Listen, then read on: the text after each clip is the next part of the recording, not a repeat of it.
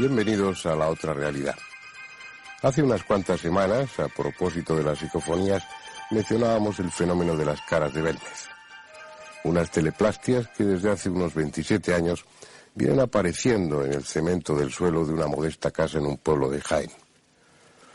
Es un fenómeno absurdo, incomprensible, disparatado, y pongan cuantos adjetivos quieran. Pero lo cierto es que a lo largo de estos 27 años no hay ni una sola evidencia de fraude, por lo que muy probablemente nos encontramos frente a uno de los fenómenos paranormales más importantes del mundo. Como siempre, vamos a introducirnos en el tema a través de un reportaje cuya primera parte veremos enseguida, y después les presentaré a nuestros invitados de hoy. Hasta ahora. A pocos kilómetros de Jaén, enclavada en un paraje agreste camino de ningún sitio, aparece la pequeña población de Belmez de la Moraleda. La Sierra Mágina, o Mágica, como alguien la denominó en tiempos pasados, tal vez a sabiendas de los misterios que en ella se ocultan, muestra la crudeza de unos riscos desnudados por el frío invernal. Coronando el pueblo, un viejo castillo, que en tiempos pasados fue orgulloso bastión en la lucha contra el sarraceno. Desde hace 3 décadas el censo ha permanecido casi inamovible, manteniéndose en poco más de 2.500 habitantes. Gentes dedicadas en su mayoría al cuidado de los extensos campos de olivo que recorren la provincia de un extremo a otro. Las paredes encaladas van alternándose ya con las de ladrillo visto y con los escaparates de modernos comercios. Van quedando atrás aquellos tiempos en que este rincón de la geografía andaluza quedaba aislado por la nieve durante el invierno y el mal estado de la carretera lo hacía casi inaccesible en el verano.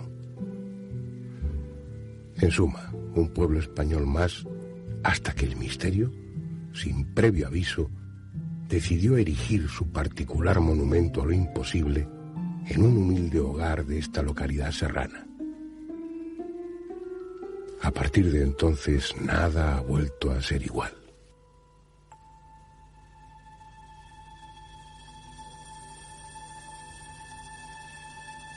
El 23 de agosto de 1971 fue la fecha señalada por el destino para que lo extraordinario viniese a turbar la monótona vida de Belmez. Como cada año en esos días, celebraban las fiestas patronales en honor del Santo Señor de la Vida, y calles e iglesia tenían más trajín que de costumbre. A pocos metros del templo, en el número 5 de la calle Rodríguez Acosta, una mujer permanecía ajena a lo que estaba sucediendo en el exterior. Pero unas decenas de metros más lejos, el misterio caminaba por la solitaria calle Rodríguez Acosta, en busca de una casa concreta y de una mujer, en aquellos momentos solitaria, que sin pretenderlo, se iba a convertir en un puente entre este y el otro mundo. El alborozo del pueblo era solo un murmullo lejano que contrastaba con el ambiente pesimista que reinaba en la casa. María Gómez Cámara, la dueña del inmueble, aguardaba en silencio la llegada de su marido, Juan Pereira. Desde hacía unos días se encontraba postrada en el sofá del salón cocina enferma de tifus. El viejo fogón de leña permanecía encendido mientras ella, con evidente desgana, removía los pimientos en la sartén. Poco después, al retirar las cenizas de la lumbre, vio algo que le llamó la atención. Primero con desconcierto y luego con progresivo terror fue limpiando la suciedad. No se había equivocado. Allí, en el fondo del fogón, sobre la superficie de cemento, aparecían unos ojos que, como un fantasma petrificado, la miraban con descaro. Sus gritos alertaron a los vecinos que, sabiéndola enferma, acudieron rápidamente a socorrerla. En el interior de la pequeña cocina, María, horrorizada, no podía apartar su vista del fogón.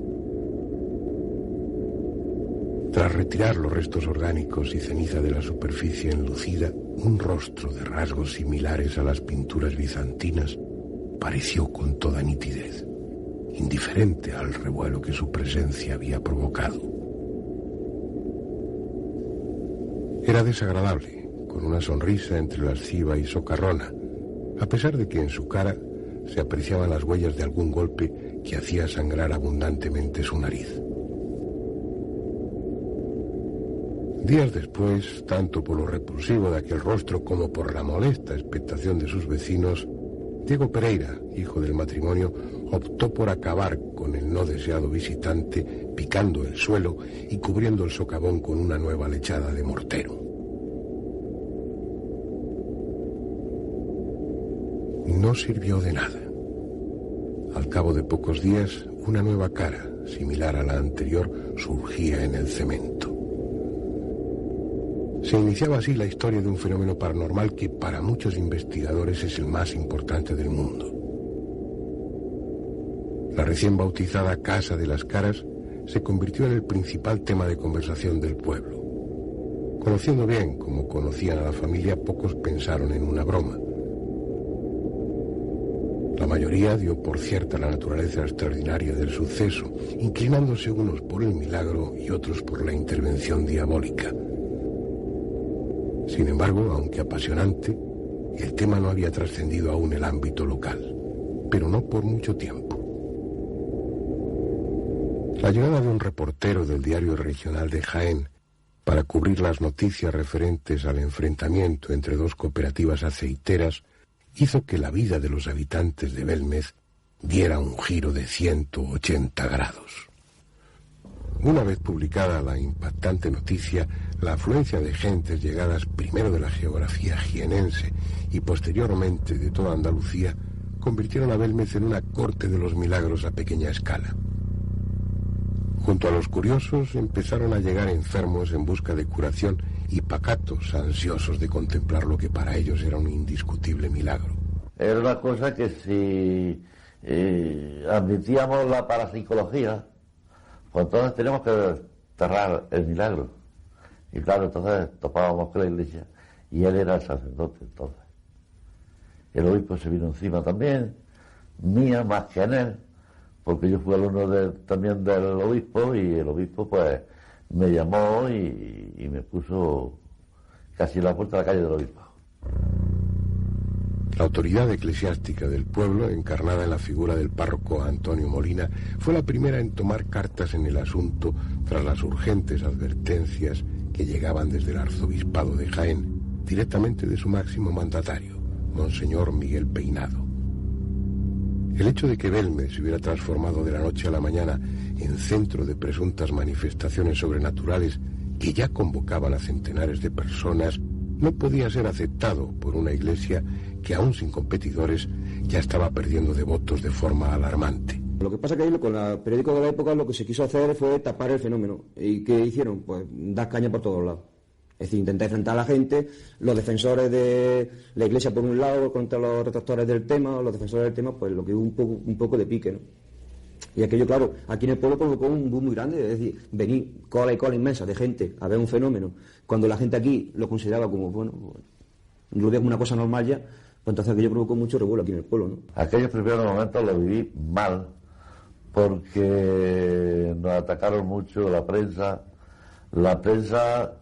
el Periódico Pueblo, que era entonces el famoso Periódico Pueblo, pues lo montó en 3 días y lo tuvo que tirarnos, no tirar las caras, sino el pueblo en sí, en un día nomás.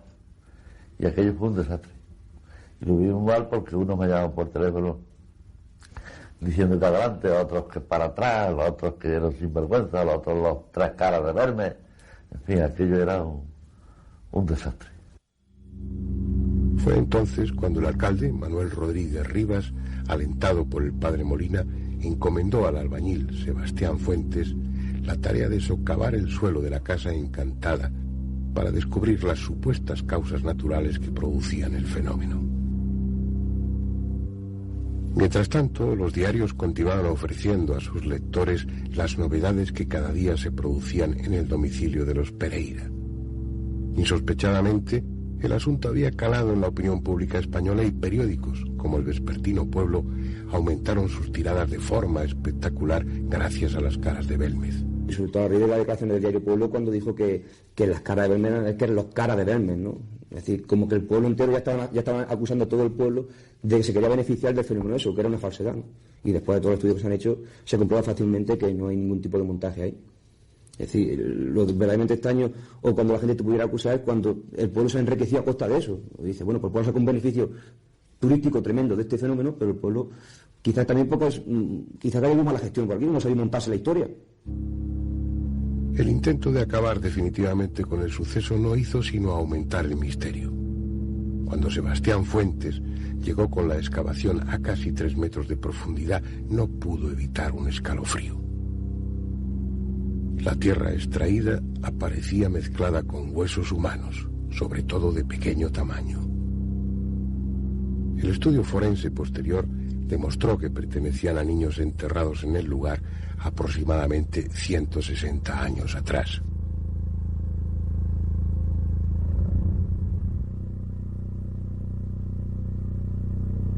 El rumor de que en tiempos pasados hubo un cementerio en el mismo lugar donde parte del barrio estaba edificado quedó así plenamente confirmado. Además, el macabro hallazgo venía sazonado por el hecho de que entre tantos restos humanos no se encontrara un solo cráneo.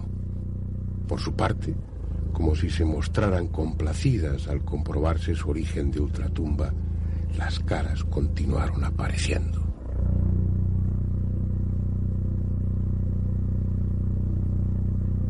Ante la avalancha de personas, el pueblo se dividió en 2 bandos. Los que querían acabar de una vez por todas con el incómodo asunto y los que veían en el tema de las caras una promoción gratuita y económicamente beneficiosa para todos. María y su familia pues, han sido unos trabajadores del campo, han sido ganaderos y agrícolas, siempre se han dedicado a vivir de su trabajo, como he comentado antes, nunca se han aprovechado del fenómeno de las caras. Han recibido muchas críticas a raíz de eso y bueno, últimamente alguna gente pues la critica mucho porque ella dice que se ha hecho rica.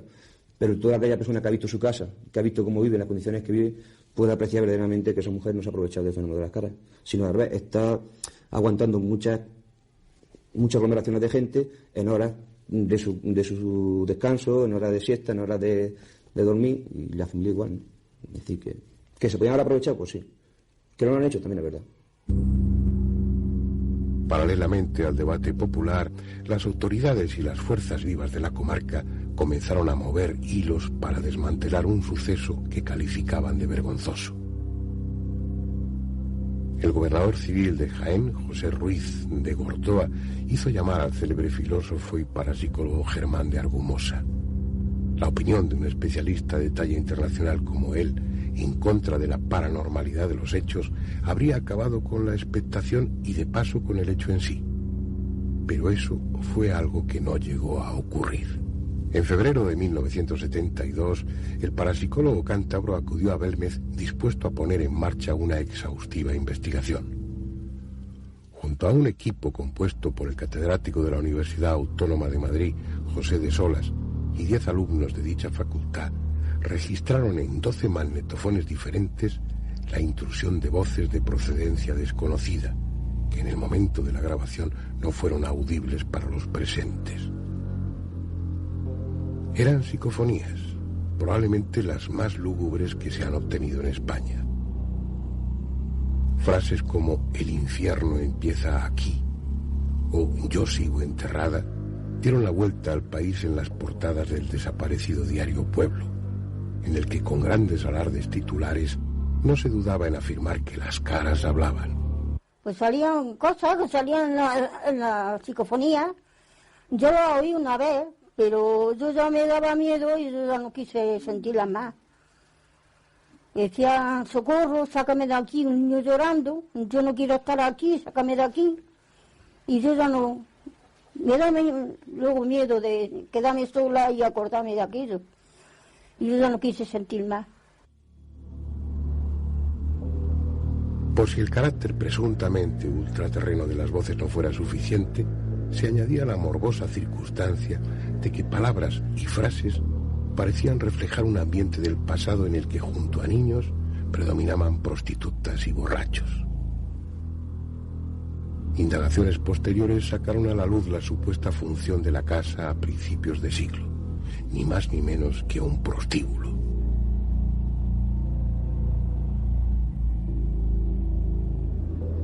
Meses más tarde, por la Casa de las Caras pasarían investigadores de gran renombre, como el psicólogo alemán Hans Bender, cuya opinión se uniría a la de otros expertos, descartando la posibilidad de un fraude.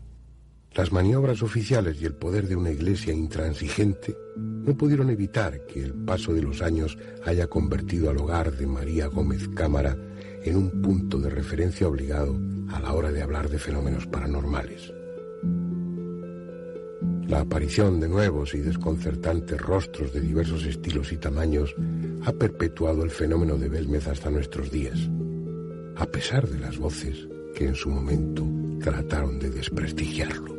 La cuestión es, como veremos después, el primordial papel que María, la dueña de la casa, juega en esta historia.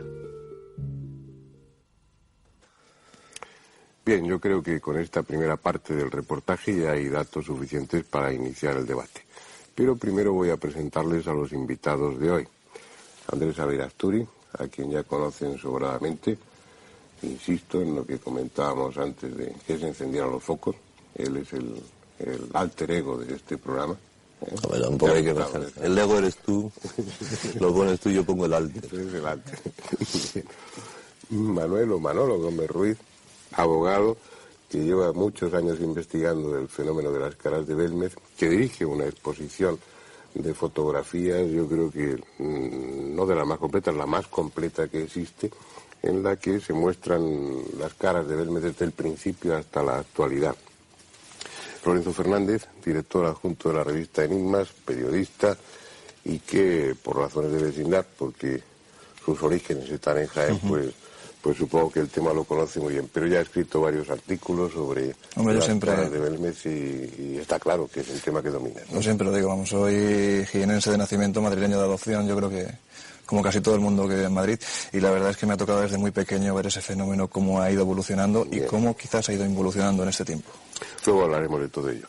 Iker Jiménez, también director adjunto de la revista Enigmas, también periodista, también especializado en la investigación de campo de estos temas y que también, una vez más, pues conoce las caras de Belmez porque las ha estudiado y ha seguido la pista a los aspectos oscuros o controvertidos que tiene el fenómeno. Iniciemos el debate, pero antes me gustaría señalar para los más jóvenes que el acontecimiento de las caras de Belmez fue un tema para las portadas, para las primeras páginas de los diarios de la época, en principio de los años 70. Fue una auténtica conmoción social. Yo creo que podíamos empezar un poco por lo que significó desde un punto de vista periodístico, desde un punto de vista de noticias, la introducción de un fenómeno extraordinario, aparentemente sobrenatural, en los medios de comunicación, en una época en la que, aún bajo la dictadura, pues estos temas no estaban muy bien vistos, ¿no? Manolo, tú que estás a mi derecha, empieza. Realmente no, para todos los que aquella época nos coge ya muy, o sea, diríamos casi ni habíamos nacido. Bueno, prácticamente dicho, no he dicho que no.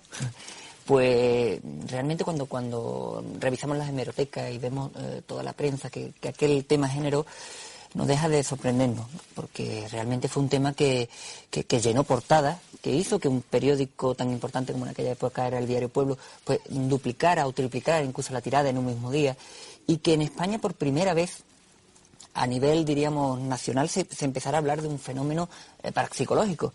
A la gente en aquella época pues le decía parapsicología y le sonaba como algo que extraño, algo oculto, y este diario pues se encargó poco a poco de introducir al pueblo español en la época que estamos refiriendo, en el año 71, en un fenómeno.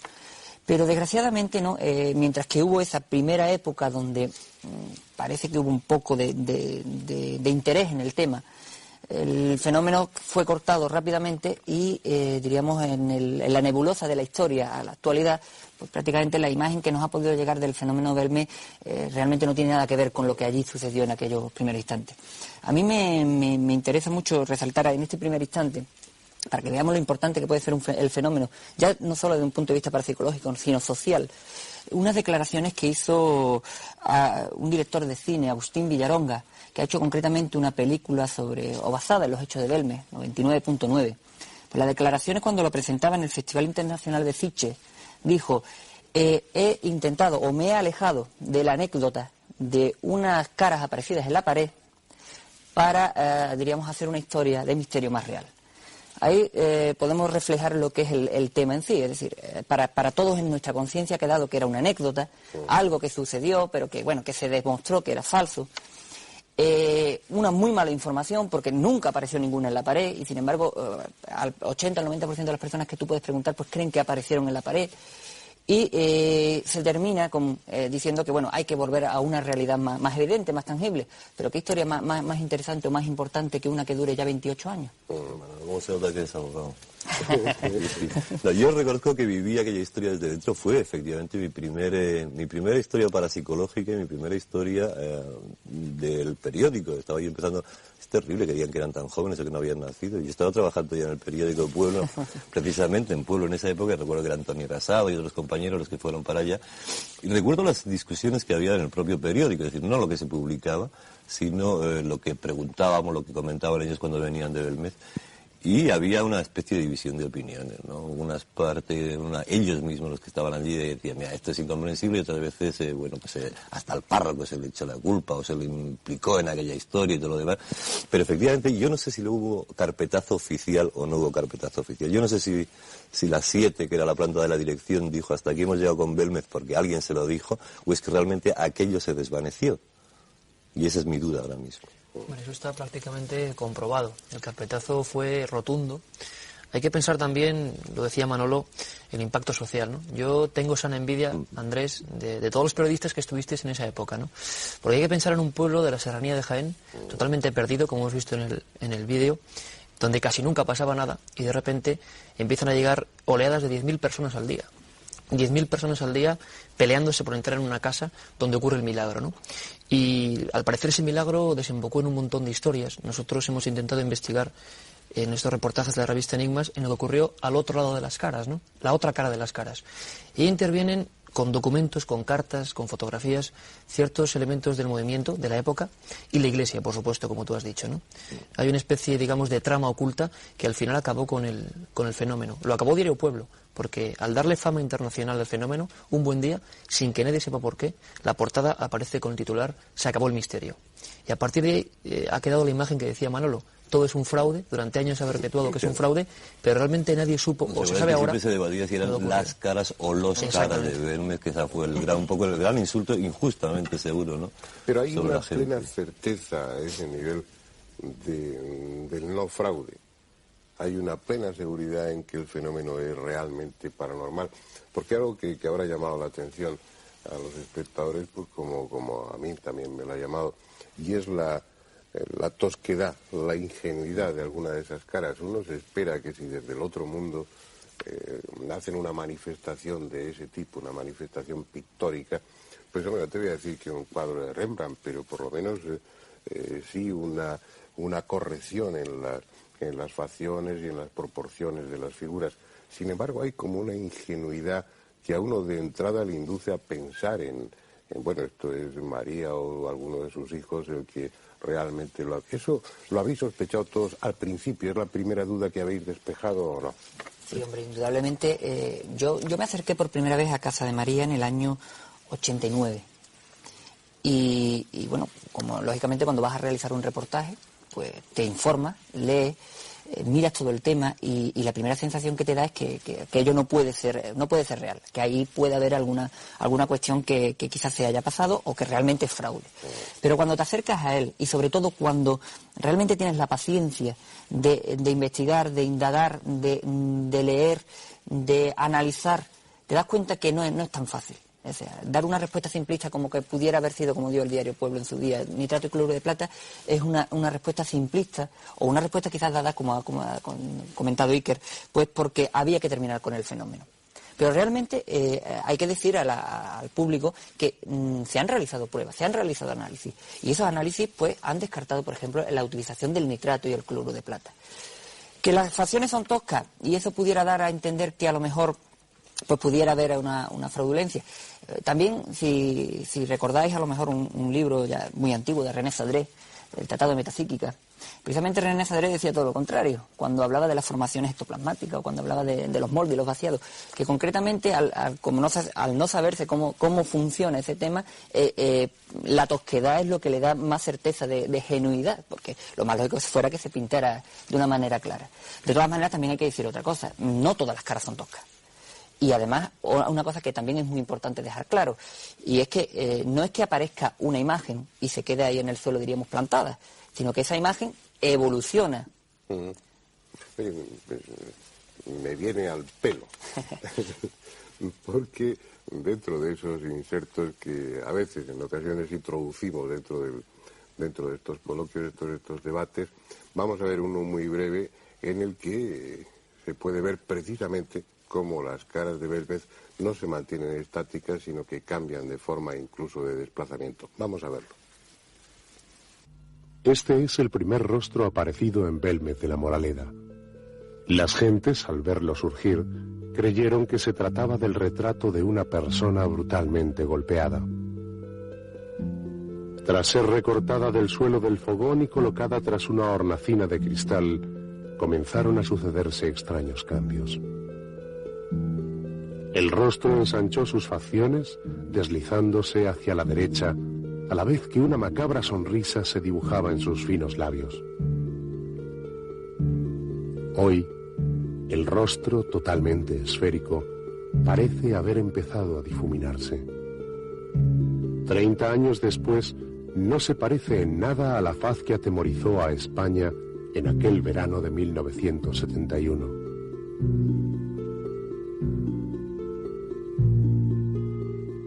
En plena expansión del fenómeno, los reporteros del diario Pueblo descubren otra asombrosa efigie, la de un anciano al que bautizan como el Rabino, que en apenas unas semanas se irá afilando hasta deformarse por completo. Junto a ella, a su derecha, aparece otro rostro amenazador, con los rasgos apenas esbozados. Otra de las formaciones que experimentaron cambios fue el Pelao. Hoy permanece recortada en la cocina de los Pereira, sin las letras que durante unas jornadas de 1975 le hicieron ser foco de todas las atenciones. En uno de los brazos de esta figura apareció repentinamente, y se mantuvo por unos días, la palabra Sun Tzu, y en el pecho el número 6739. ¿Qué significaba aquella clave? A finales de la década de los 70 se produce un cambio significativo en la dinámica de las caras. Estas comienzan a peregrinar por otros lugares de la casa, abandonando la vieja habitación-cocina. Ese fue el caso de una de las figuras más perfectas a la que la voz popular bautizó como Mujer del Ramo. Apareció en apenas horas en otra estancia de los Pereira con una calidad pictórica superior a cualquier otra, cambiando sus formas con rapidez hasta formar el busto de una mujer de mediana edad con rictus de horror. Ante varios testigos, las flores que sujetaba se transformaron en un cáliz perfectamente definido. Una gran copa que, al igual que sus manos, ya convertidas en garras, acabaron disolviéndose en la nada una mañana de invierno. Ha pasado mucho tiempo, pero quienes la vieron juran que ya no la podrán olvidar jamás. Mensajeras de un mundo triste y desgarrador, las efigies de algunas mujeres sembraron los suelos en los últimos años y se han convertido en las últimas supervivientes. El cuerpo desnudo es una de ellas. Comenzó a gestarse impulsado por una fuerza completamente desconocida, modelando un largo cuerpo que exhibía su carne desnuda ante la mirada de cientos de visitantes. Nadie supo de dónde venía ni por qué, ni tampoco qué hacían allí varios rostros y cuerpos de niños que aparecieron durante meses aferrados a sus piernas para volver a sumirse en el oscuro mundo de cemento y no volver nunca.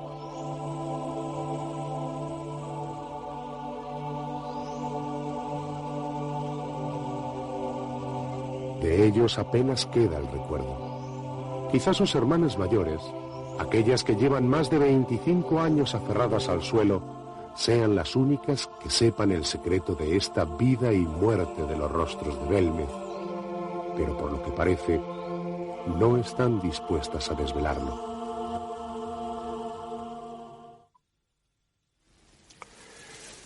Se ve claramente como algunas de esas caras han modificado su aspecto, como si se hubieran movido o se hubieran desplazado de su emplazamiento, de su lugar original. Bueno.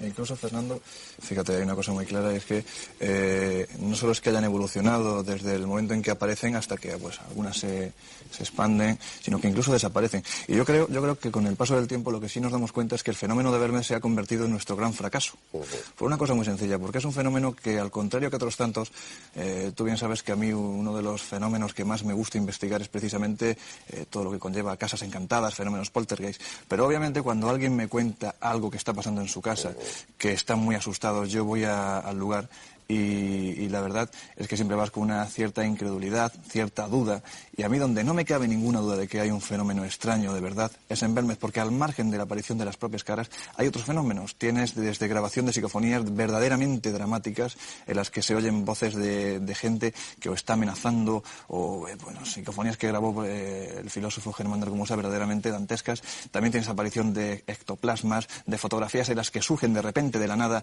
unos seres monstruosos que se van de las propias caras. Tienes agresiones incluso, según se comenta, agresiones y fotografías, de hecho, de las propias caras. O sea, que es un fenómeno en el que se une todo. Lo ideal, es el caso perfecto dentro de un fenómeno poltergeist, en el que confluyen todos los elementos para decir, hay que investigarlo y no hay que dejar pasar como hemos dejado pasar, o como han dejado pasar 27 años para poder meter instancias. Porque a mí, yo me pongo otra vez en mi situación. 27 años apareciendo cosas, apareciendo historias con psicofonía.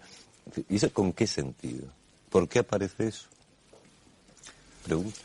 O sea, el razonamiento... ¿Qué quiere decir? Yo entiendo que las psicofonías y todo eso que hablábamos en los primeros programas, bueno, pues tienen un mensaje que dar, tienen algo que decir. ¿Ahí qué pasa? ¿Qué ocurre con esas caras? ¿Salen y punto, y ya está? Salen, se expanden, desaparecen. Pero, ¿y qué se trata? Quien sea. Es que esa es la gran pregunta, ¿no? Esa es la gran pregunta, Andrés. ¿Qué ocurre y por qué ahí, no? Precisamente. Hay que pensar también, yo quería ahondar también un poco en que el fenómeno de Belmez, además, yendo un poco con lo que tú has comentado, es realmente dramático en general, ¿no? La gente que lo oye piensa en dibujos, pero como hemos visto y los que hemos vivido bastantes horas allí hemos comprobado que todo eso, toda esta historia de Belmez, que ocurre en una casa bastante humilde, muy humilde, en un pueblo más humilde, en una zona, digámoslo así, en esa época deprimida de Jaén, tiene un dramatismo, un halo de, vamos a decirlo, negativo, ¿no? Casi toda la gente que ha estado en Belmez y que ha visto las caras no les ha dado ninguna interpretación positiva. Nadie ha hablado de vírgenes, de santos, de apariciones, digamos, un poco tranquilizantes. Todo lo contrario. Es más, yo recuerdo anécdotas como cuando estuvimos Lorenzo y yo con uno de los albañiles que hizo una de las experiencias más terribles, que fue cavar, por orden del ayuntamiento, un agujero de nada más y nada menos que 2,80 metros de profundidad. Imagínense estos obreros bajando a ese foso y que se empiezan a encontrar huesos humanos, huesos de niños, y ni una sola calavera. ¿Qué ocurría allí? ¿Qué pasaba? Luego se descubrió que desde el siglo X eso es un tremendo cementerio, desde la época de las mezquitas árabes. Entonces te quiero decir, Andrés, que todo esto es una amalgama bastante negativa y que lo que no cabe duda, al menos si es real todo esto, es que es algo realmente desagradable.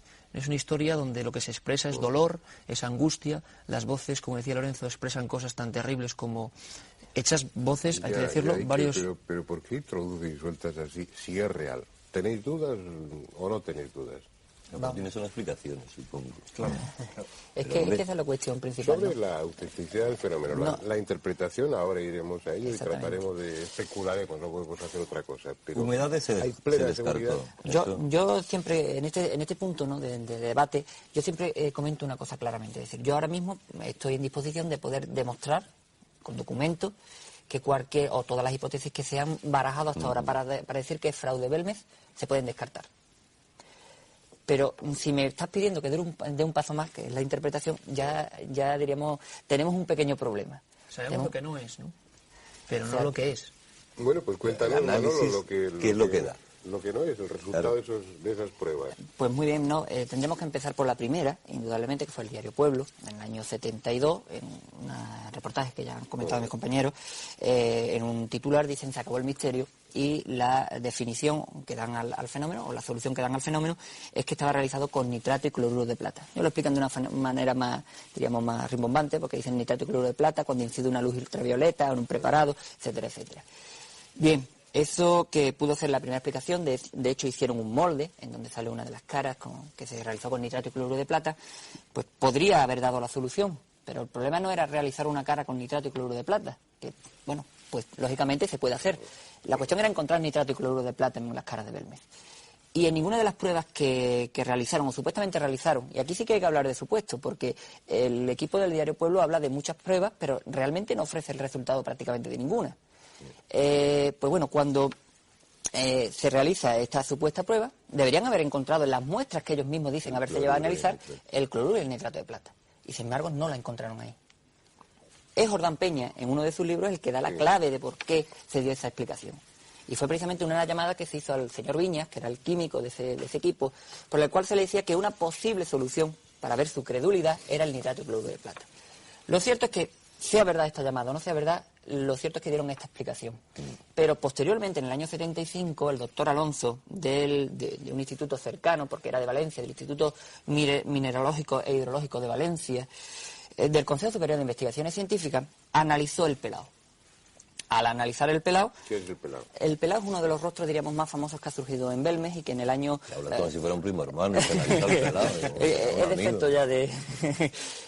bueno, el pelao es una de las caras, diríamos, más famosas que surgió. Le llaman el pelao precisamente por eso, ¿no? Porque te parece que tiene una cara... Tampoco hace falta insinuaciones más allá de lo No he intentado en ningún momento insinuar. Entonces, analiza el pelao y... Entonces, bueno, se realiza un análisis del pelao y hay, diríamos, tres cosas muy importantes en ese análisis. Lo primero es que se descarta la utilización de nitrato y cloruro de plata. Y lo está haciendo un investigador imparcial. No lo está haciendo nadie que esté involucrado en el fenómeno Belmez. Lo segundo es que encuentra zinc, por lo cual podría entenderse que se están utilizando pinturas con ese componente.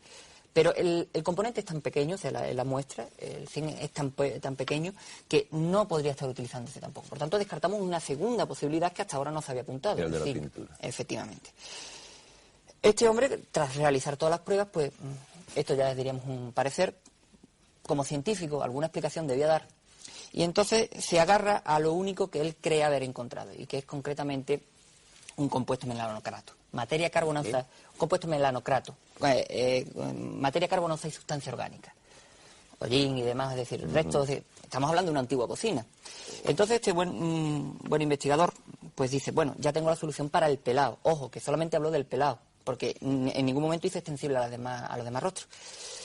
Aquí lo que ha pasado simple y llanamente es que cuando el cemento se echó en el suelo, pues cuando estaba fraguándose, hubo una mini depresión con un aumento de humedad y una mayor ascensión solubilidad de ese componente melanocrato y se produjo la cara.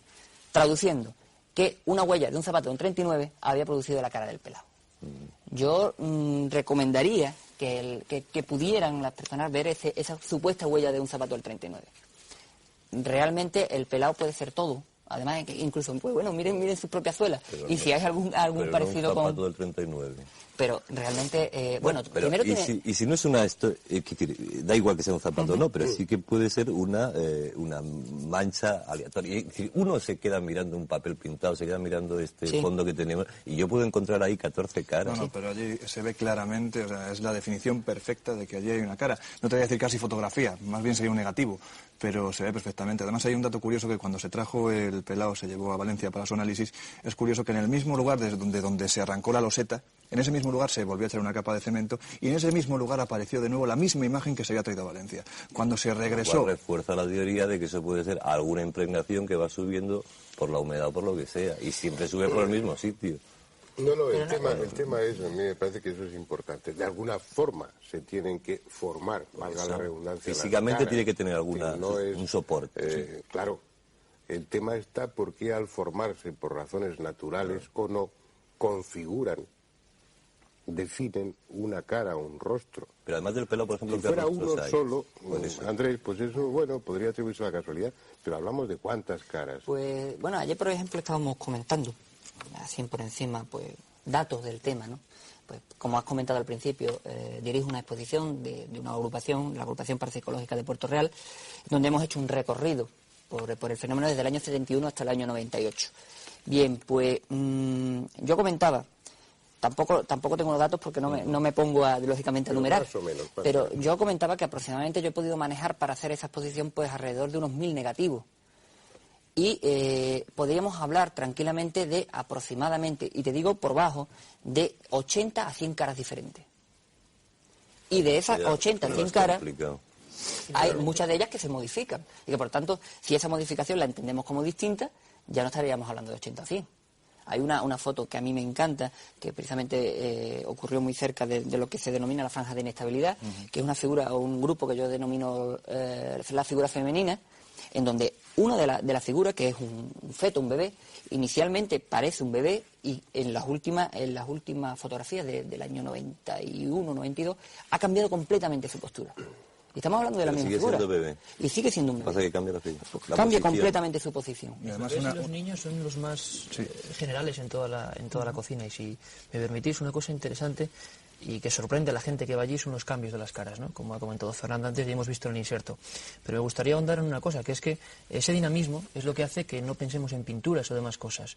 No son caras permanentes. Uno de los casos más espantosos, igual por llamarlo así, ¿no? Porque es un poco dramático, es una de las caras que además más atención llama a la gente por ser la primera que se conserva. Lleva 27 años mirando desde un lugar de la pared, empotrada. Se picó. Empotrada, perdona, porque se arrancó. Exactamente, se arrancó el cemento. Y se colocó. Además, por orden del alcalde, orden de ayuntamiento, porque iban a investigar si había algún tipo de cuestiones químicas, como decían, o radiactivas. Se pone en la pared con una hornacina, ¿no? Y esa cara, a la que llaman la pava, la voz popular la llamó la pava, tiene unos bigotes, como hemos visto, un rostro bizantino prácticamente. Ese rostro esférico, se puede hacer un seguimiento perfecto y se ha ido desplazando. Pero desplazando hacia el lugar, además, donde nació, que es lo más curioso. Ha vuelto hacia el sitio donde se arrancó. Incluso en las últimas fotos no hay prácticamente ojo derecho, se está yendo, un rostro, digamos, serio se ha convertido en una sonrisa bastante cínica, y eso se puede comprobar. A ver qué clase de pintura, a ver qué clase de elementos hacen eso, bajo un cristal, ¿no? Esa la vi en los años 70, y luego habían transcurrido muchos años, hasta hace 1 o 2 años que volví otra vez por ahí. Entonces yo tenía la imagen de esa cara dentro de ese trozo de cemento que estaba centrada más o menos.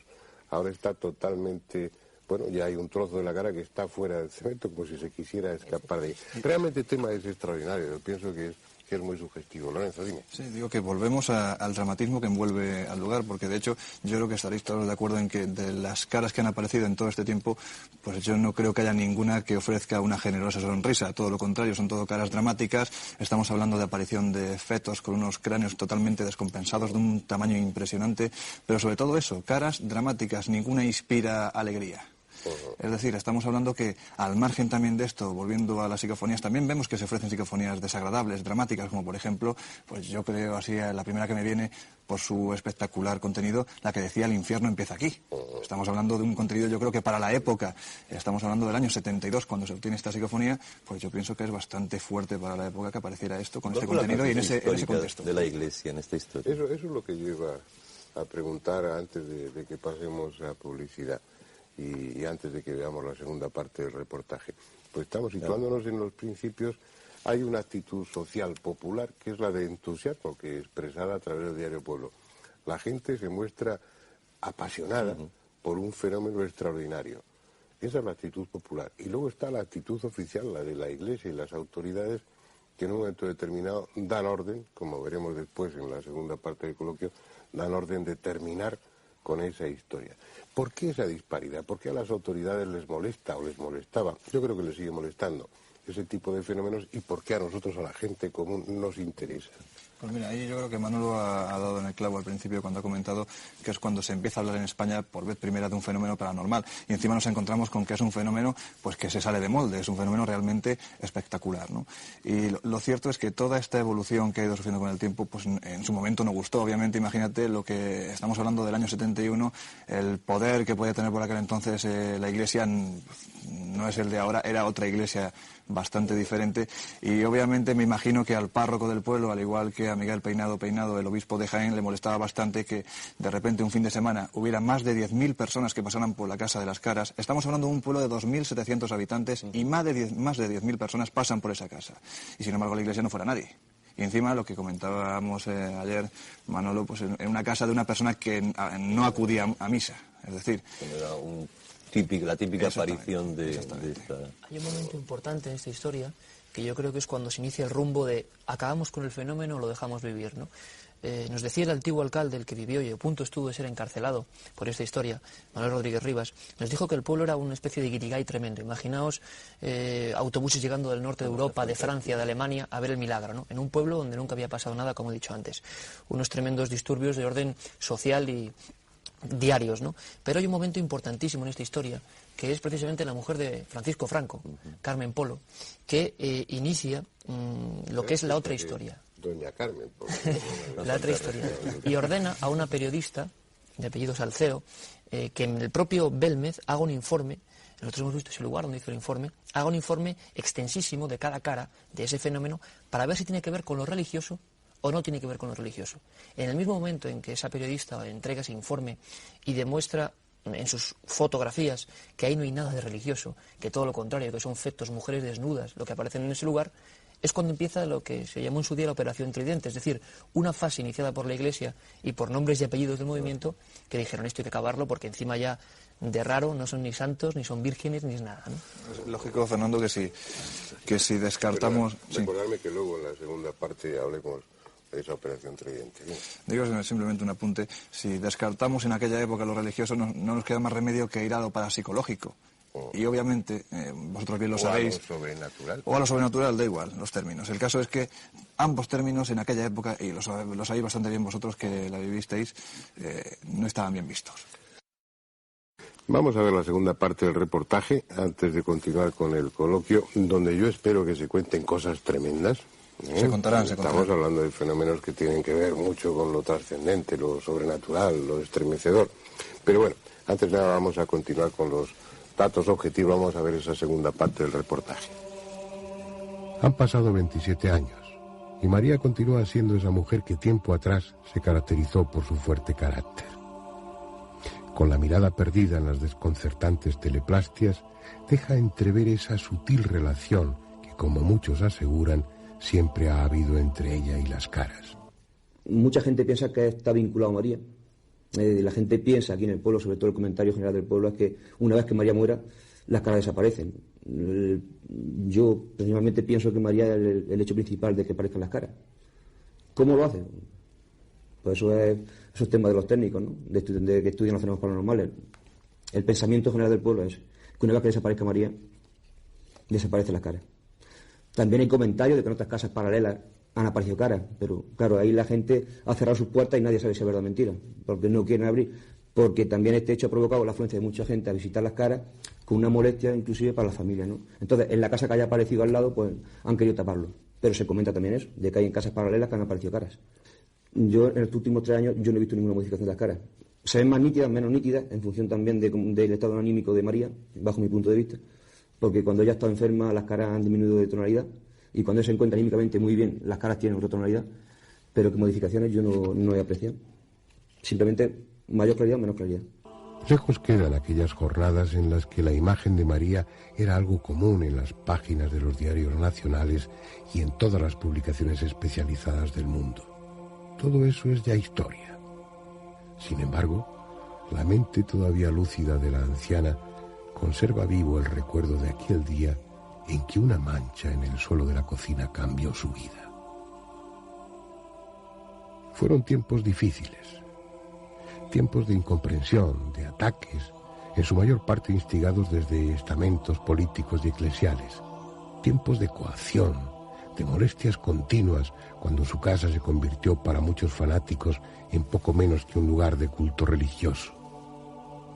Aún así, lo peor era la llegada de la noche, cuando los curiosos se habían ido y la familia quedaba sola con los otros intrusos, con las caras que, como huéspedes no deseados, se habían instalado en aquel hogar. Era entonces la hora del miedo, la hora del quiénes son y por qué están aquí. Y ya el gobernador dijo que le mandaron una fotografía, si merecía la pena venir a ver las caras o no, la cara. Y le mandaron una fotografía de igual que aquella que hay allí. Y vino la Guardia Civil, y vino la policía, vino el gobernador, vinieron muchos soldados, vino la televisión, el domingo próximo, y ya... El primer científico que vino fue Algumosa. Luego ya se juntó con Jan Bender y ya venía Jan Bender también con él. Y ya siguió la carrera esa. Han venido ya otros científicos más y estaban investigando. Pero hasta fecha todavía no sabemos lo que es. María Gómez Cámara recuerda haber visto pisar el suelo de su pequeño salón a gentes de todas las razas que habitan el planeta.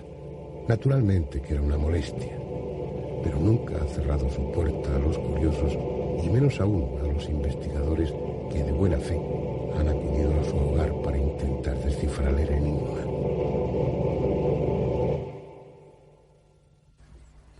Pues como que yo estoy acostumbrada. Y ya me echa la cara y ya no me da miedo, ni aunque las pise y todo, no me pasa nada. Bueno, pues yo le digo que digan lo que quieran, que lo saquen. No son tan listos y estudian tanto, que lo saquen.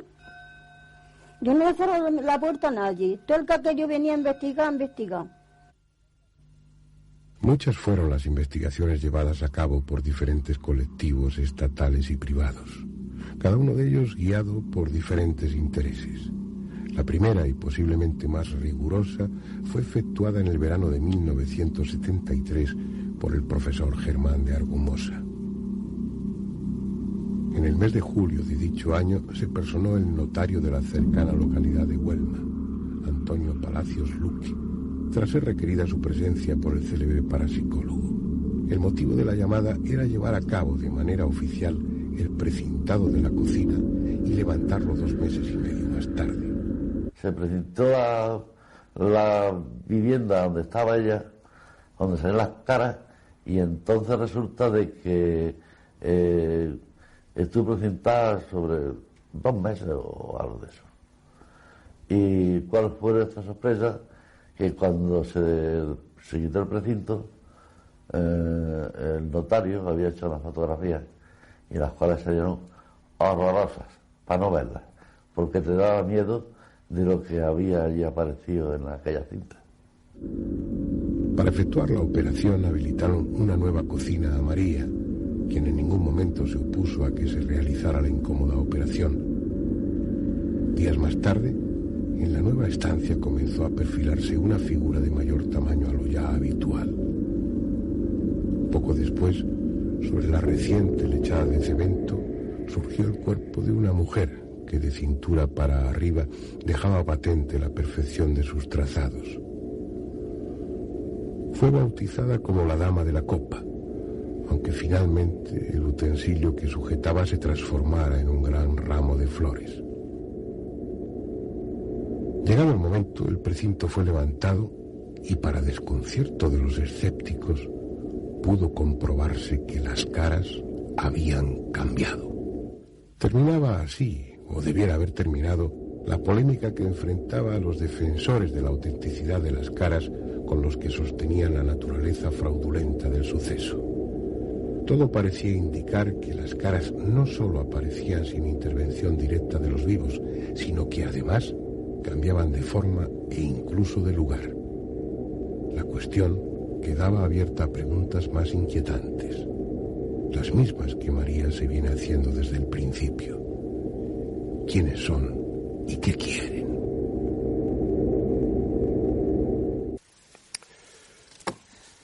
Entremos en la recta final y en materia. Venga, quiero aquí escuchar cosas. Las cosas tremendas, fundamentalmente, que tú decías, ¿no? No, a mí lo que os decía antes de la publicidad, hace un cuarto de hora, que yo creo que fue un fenómeno que se fue de las manos al propio periódico, al pueblo, es decir, se fue de las manos en general, porque creó tal... es que seguramente los oyentes o los televidentes valencianos más jóvenes no recuerdan, pero fue un fenómeno que triplicó, como tú decías, la tirada del periódico durante los días, y la gente lo seguía apasionadamente, se lo seguía día a día. Entonces yo creo que eso es lo que les asustó digamos, al estamento oficial, al establishment, y entonces por eso se cerró. Ahora bien, yo insisto, 27 años para decir ¿por qué las caras de Belmez? Pues yo creo que de momento para decir que no es un fraude. De momento. Bien. Yo creo que todos lo hemos hablado alguna vez. Para mí sería muy gratificante llegar un día a la conclusión, es decir, con pruebas en la mano y sabiendo que tengo la certeza de ello, de que aquello es un fraude, porque me quedaría muy tranquilo. Yo descarto el fraude. La pregunta es siempre, si no es un fraude, ¿qué es? Pues se barajan muchas hipótesis. Entre ellas, y yo creo que pocas dudas quedan a la gente que ha investigado el fenómeno, que hay una vinculación muy clara entre la dueña de la casa, María Gómez Cámara, y ese fenómeno que allí se del que no hemos hablado y que tiene mucho que ver en esta historia. Desde el principio tuvo mucho que ver. En la segunda parte del reportaje, precisamente hemos hecho un poco de énfasis en María porque es un personaje clave, ¿no? Es un personaje además que llama la atención tanto como las caras a cualquiera que va a verla a Belmez, ¿no? Es una persona que ahora cumple exactamente 80 años, si no recuerdo mal, y que ha vivido gran parte de su vida acompañada de esas figuras, ¿no? Yo recuerdo muy bien la primera entrevista que le pude hacer, todo está exactamente como igual que en los años 70, y me acuerdo que me decía que la primera noche que apareció la pava, aquella cara de bigotes en el fogón de la cocina, una noche además, imaginaros la escena, ¿no?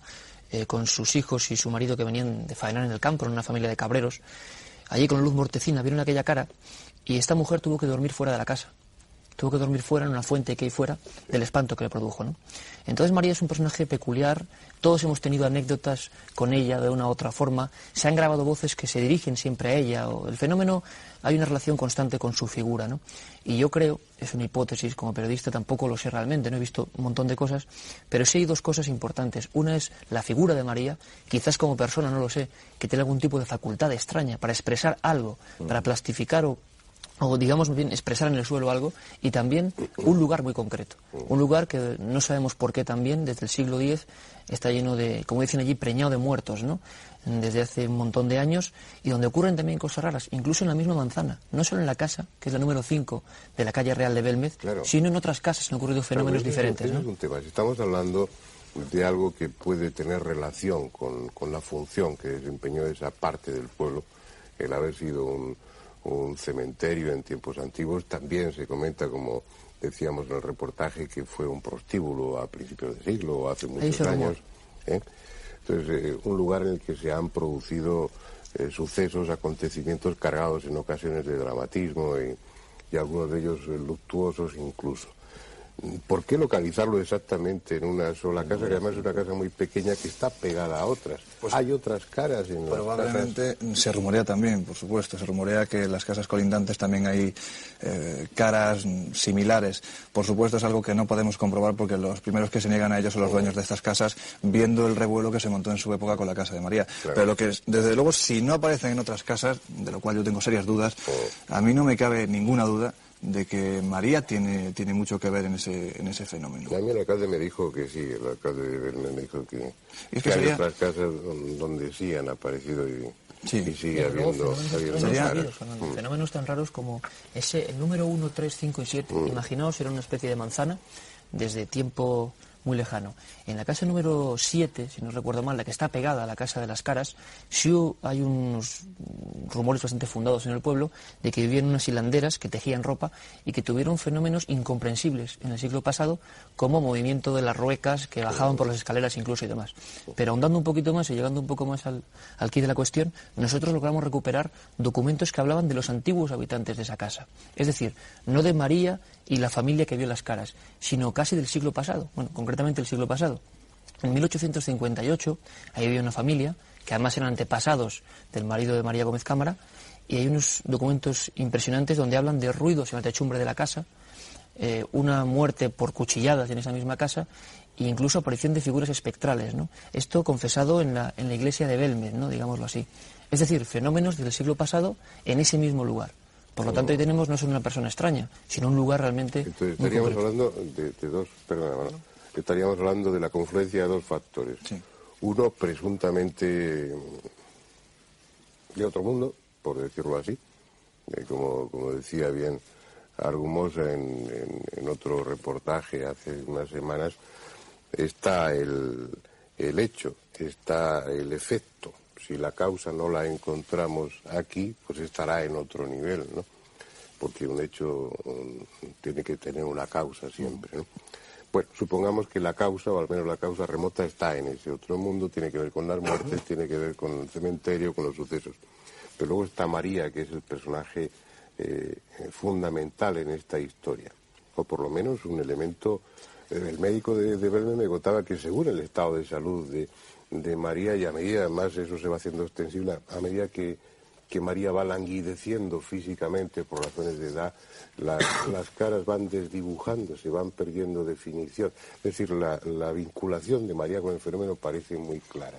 Indudablemente, en toda esta historia hay una serie hay bastantes factores que yo creo que no se pueden ver por separados, pero indudablemente uno de los más importantes es la dueña de la casa, es María Gómez Cámara. María desde un principio, o con ella, lleva una serie de historias que poco a poco pues algunos lugareños estaban contando.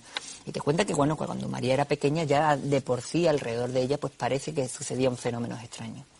Yo recuerdo perfectamente, además esto es una anécdota que no se me olvidará, en el año 89, cuando llegué por primera vez a Belmez, pues estábamos precisamente en un bar, tomando un refrigerio, esperando al alcalde, porque íbamos con el alcalde en aquella época de Belmez. Y el hombre el camarero, nos comentó, ¿qué soy? ¿Qué venís? Bueno, venimos a hacer un reportaje, venimos... pues mira, pues ¿qué vais entonces a la casa de María, no? Sí, vamos a la casa de María. Pues tened cuidado con María, porque María es una bruja. Y os va a hacer ver caras donde no las hay. ¿El pueblo estaba en contra? El pueblo, en un primer momento, yo creo que recibió el fenómeno. En un segundo momento, pues hubo crispación porque indudablemente fue a todo el pueblo. Tú has dicho un ejemplo palpable, ¿no? A todo el pueblo se le puso de caras. Entonces, pues lógicamente el pueblo ha pasado una época en la cual, pues, quizás vive con ella. Y punto.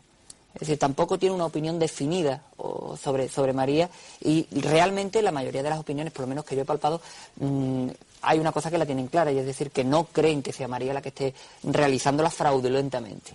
Hay una cuestión que antes se ha apuntado y que creo que también es importante traer ahora que has hecho esa pregunta. 27, 28 años, ¿para qué? Claro. Pero es que realmente estamos hablando de 28 años de un fenómeno, pero no de 28 años de una investigación. Estamos hablando de que en el año 72 hay una serie de equipos de investigación que van, recogen muestras y dan una solución que acaba con el fenómeno. Del año 72, 73 todavía se sigue hablando un poco, pero desde el año 73 hasta el año, pues prácticamente creo que el siguiente recorte de prensa puede estar en el año 80. Con la reactivación del año 80, pues prácticamente Belmez, diríamos, duerme el sueño de los justos. En el año 80 prácticamente lo que se hace son breves referencias, creo, una en Interview y un par de ellas más. Y a partir de ese momento, hasta el año 89, no vuelve a haber nuevamente referencia al tema, y realmente el nuevo auge se ha tenido en esta década de los 90. Pero a pesar de ello, durante todo ese tiempo sigue habiendo caras. Durante todo ese tiempo, incluso sin testigos, como diríamos, solamente con la presencia de la persona de María, ahí la importancia de María, pues se siguen produciendo caras. Y la historia que te comentó el médico de Belmez, pues bueno, tiene una constatación en el hecho de que parece ser que en el año 90 María, primero hay que decir que no ha salido nunca de Belmez, y que prácticamente de su casa, pues, y ya ahora más todavía, pues prácticamente tampoco sale. Es decir, que ni siquiera se da una vueltecita por las calles de Belmez. Está siempre sentada en el mismo sillón. Bueno, pues en el año 90, por una afección porque ella tiene varias afecciones, una de ellas pues le llevó a tener que ser ingresada en el hospital de Jaén. Los testigos que en aquella época pues pudieron contemplar aquel fenómeno, pues dicen que las caras pues perdieron nitidez, perdieron, diríamos, brillantez, perdieron dinamismo. Y si hoy alguien tiene interés en llegarse por la casa de María, podrá encontrar que las caras también están muy desdibujadas. Sí, en el reportaje se ve las caras que son realmente atractivas y bien definidas, son las de tu colección de fotografías, gran parte de ellas, pero las que están rodadas hace pocos días in situ, las que son actuales, ya son muy pobres, están perdiendo esa definición. Antes de que sigamos adelante y vayamos hacia el final del coloquio, sí me gustaría hacer una incrustación para que no se nos quede ahí almacenada. Cuando hablábamos de pruebas y demás, en este país una de las figuras más serias desde un punto de vista social es un notario, ¿no? Pues como es lógico, cuando se inició todo ese debate, si eran auténticas o no, pues se tomó una decisión que fue la de precintar el suelo de esa cocina y precintar la puerta también para que nadie pudiera entrar y salir. Estuvo así durante 3 meses, me parece. Casi 3 meses. Casi 3 meses. Y luego todo eso con el control de un notario. Y hay un acta notarial de toda esa investigación o de ese tiempo que estuvo clausurada, que estuvo precintada la cocina. Vamos a escuchar en una entrevista que le hicisteis a este notario y con una fotografía suya como fondo, porque no le hemos podido filmar, pero está ahí la voz suya, dando testimonio del resultado de ese precinto notarial. Yo creo que también es ilustrativo el escucharlo. Al cabo del tiempo, aquella cocina que yo clausuré se desclausuró. Yo no recuerdo exactamente 2 meses, 1 mes, 2 meses, 3 meses, no lo recuerdo exactamente. Lo cierto y verdad es que entre la figura precedente y las posteriores había habido variación.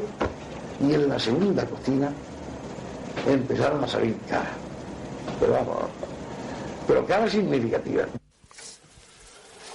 Yo creo, vamos, no es que yo sea muy típico, pero a mí la opinión de un notario pronunciándose de esa forma tan contundente me parece que es importante. Además hay que ver. Y ya descartamos ahí pigmentos o lo que sea. Si eso se precinta y está 3 meses precintado, se levanta el precinto y se ve que las caras han cambiado o que han aparecido nuevas, bueno, pues... Pero ya no solo eso, sino que incluso lo que nos comentaba tanto el notario Antonio Palacios Luque como el propio alcalde de Belmez en la época, Manuel Rodríguez Rivas, pues poco menos, según nos comentaba María y el propio Rivas, decían que el notario cuando levantaron ese precinto poco menos que salió corriendo de la casa, porque la transformación que habían sufrido las caras ya no era que hubieran aparecido nuevas formaciones, todo aquello estaba perfectamente fotografiado antes y después.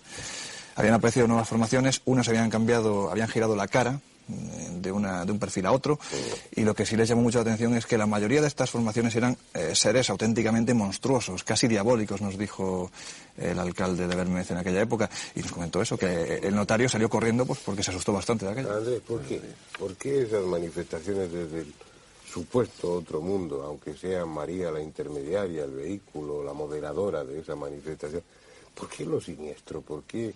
¿Tú te imaginas el otro mundo así de feo y triste y desagradable y espantoso? Por detrás me gustaría quedarme en este durante mucho tiempo porque no tengo ningún interés en pasar al otro. Pero a mí me produce... Es decir, yo el único problema que tengo con todo vuestro mundo, por decirlo de alguna forma, es la angustia que produce, ¿no? O sea, no solamente lo desconocido, que eso lo hemos hablado muchas veces con el doctor, sino que todo es triste, que todo es amargo, que todo es terrible. Los huesos que dices que no parecían calaveras a no sé qué, porque todos los mensajes son negativos. Y lo mismo pasa con la religión, siempre todo es catastrófico, siempre no hay nada que te digan, oye, qué bonito, vente para acá. Bueno, algunas cosas hay. Ya sé que me vas a decir. El otro día en Radio Nacional, en ese programa que compartimos en ocasiones, al que me invitas, pues te leía un texto de Raudive desde el otro mundo diciendo esto es magnífico. Hombre, lo malo es morirse, pero lo que hay después es grato. Pero pero la pregunta sigue siendo válida, es decir, ¿por qué las psicofonías son angustias? Es decir, ¿qué tratan de decir eso, lo que sea? Sobre todo allí, Andrés, que ¿Y para conseguir qué? Para conseguir probablemente atención de alguna forma, ¿no? Y probablemente que hablemos de ellas como estamos haciendo ahora, probablemente que hagamos reportajes, y eso debe molestar, debe ser su función, decir aquí estamos, y es una especie de desafío, de reto quizás, de esas figuras, entes o lo que sean, ¿no?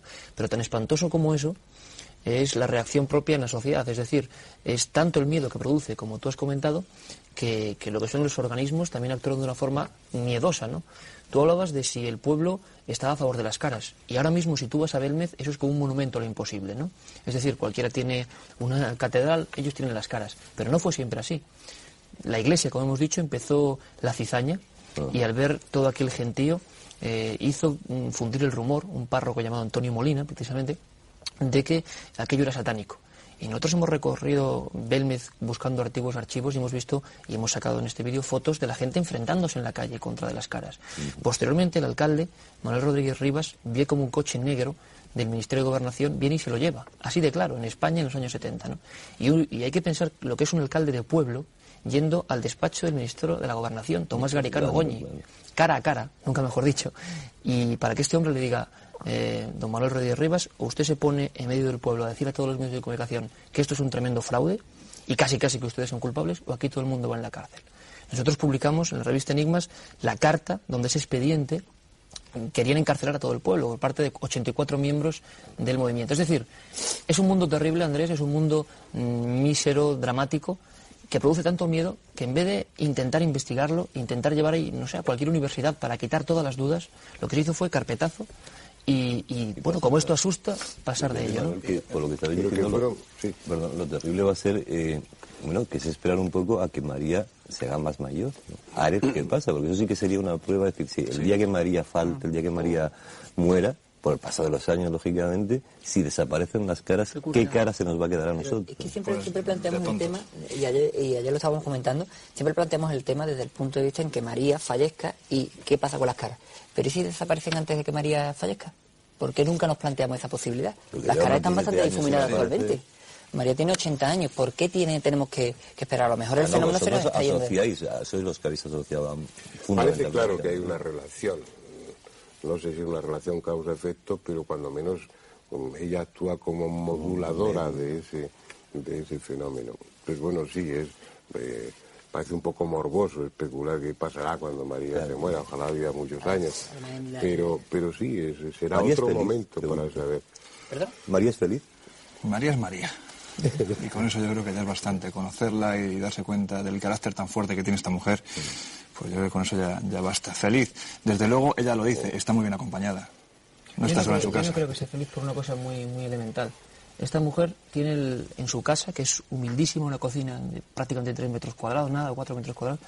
Esta mujer que ha estado ahí ha visto... Un poco más, ¿no? Sí, 2 por 2, algo así, no sé, más o menos medidas, pero es algo ínfimo, ¿no? Sí, es pequeña. Sí. Esta mujer está en una silla, en un sofá, lleva 27 años con unas caras que nadie le ha dicho que son. Y no ha ganado un duro. No ha ganado prácticamente un duro. Es verdad que en una época sí es verdad que se vendieron unas fotos y demás, pero nada. Y además me parecería, no quiere decir que si ellos pusieron una entrada, que no existe, por supuesto, el fenómeno fuera falso. Pero lo que es cierto es que María ha visto, calculan casi 1,5 millones de personas pasar por esa casa civil de Belmez de la Moraleda. Ha visto científicos de todas las partes del mundo. Ella me decía hace unos meses, he visto a gente de todas las razas y se van igual.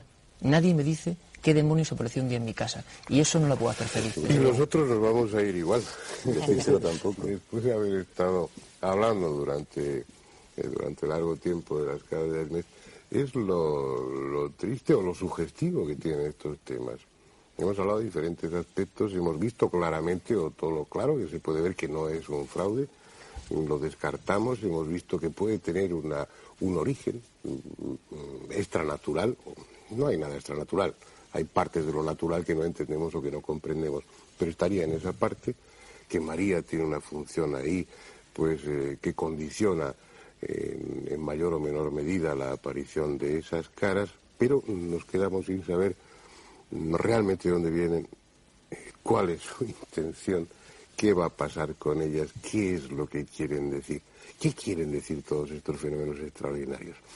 Bueno, la semana que viene nos enfrentaremos con otro y probablemente terminemos igual que hoy, sin saber por qué suceden las cosas. Pero ya es importante, cuando menos, tener conciencia de que suceden.